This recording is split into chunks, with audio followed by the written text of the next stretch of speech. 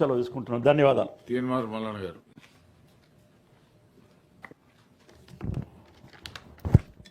ధన్యవాదాలు sir. Sir ఒక 2-3 రోజుల క్రితం మా ఆఫీస్కి ఒక వ్యక్తి వచ్చి ఒక మాట చెప్పినాడు సార్, దాన్ని గుర్తు చేయదలుచుకున్నాను సార్. అతని పైన క్లినికల్ ట్రయల్స్ జరిగినాయి సార్. అతనికి కనీసం అవగాహన లేనటువంటి ఒక అబ్బాయికి క్లినికల్ ట్రయల్స్ జరిగితే అతని అవయవాలన్నీ దాదాపుగా పాడైపోయినటువంటి పరిస్థితి సార్. ఈ విషయం మీద మేము గత కొంతకాలంగా మేము పర్సనల్గా రీసెర్చ్ చేస్తూ ఉన్నాం సార్. చేస్తున్నటువంటి క్రమంలో మాకు కొన్ని కంపెనీల శాంపిల్స్, తర్వాత వాళ్ళ బయో రిజల్ట్స్, వీటన్నిటిని మేము పరిశీలించినటువంటి పిదపల ఇంకా కొంత సమాచారం కోసం, అంటే ప్రజా ప్రయోజనార్థం కొంత సమాచారం కోసం హెటిరో డ్రగ్స్ వాళ్ళకి ఒక లేఖ రాయడం జరిగింది సార్, త్రూ మన గవర్నమెంట్ ద్వారా. కానీ వాళ్ళు ఇప్పటి వరకు ఆ సమాచారం ఇవ్వకుండా చాలా రోజుల నుంచి, ఎప్పుడు సార్ నేను దాదాపు 4 నెలల క్రితం నుంచి ప్రయత్నం చేస్తా ఉన్నా, రైట్ టు ఇన్ఫర్మేషన్లో పెట్టినా ఇవ్వట్లేదు, ఎక్కడ పెట్టినా ఇవ్వట్లేదు సార్.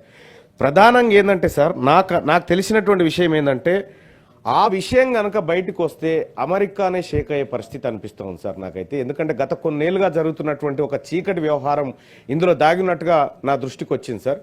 సో తమరి ద్వారా నేను చేసేటువంటి రిక్వెస్ట్ ఏంటంటే సార్, నేను ప్రభుత్వానికి రిప్రజెంటేషన్ మన ద్వారా పంపించినాం సార్. దయచేసి ఆ సమాచారాన్ని ప్రజా ప్రయోజనార్థం మా సభ్యులకు కానీ మేము ఎవరడిగినా ఇవ్వాల్సిందిగా రిక్వెస్ట్ చేస్తూ ఒక మాట సార్.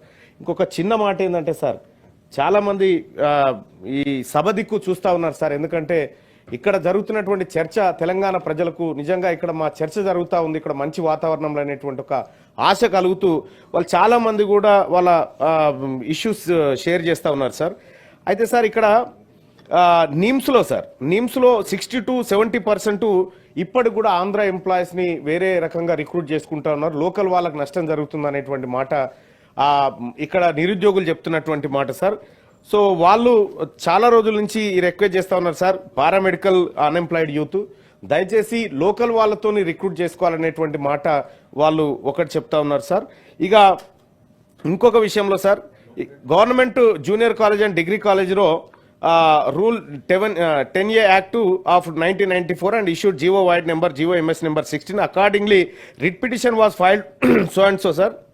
అయితే further they are requesting to recruit the vacant post 5,200 in the cadre of lecturers in.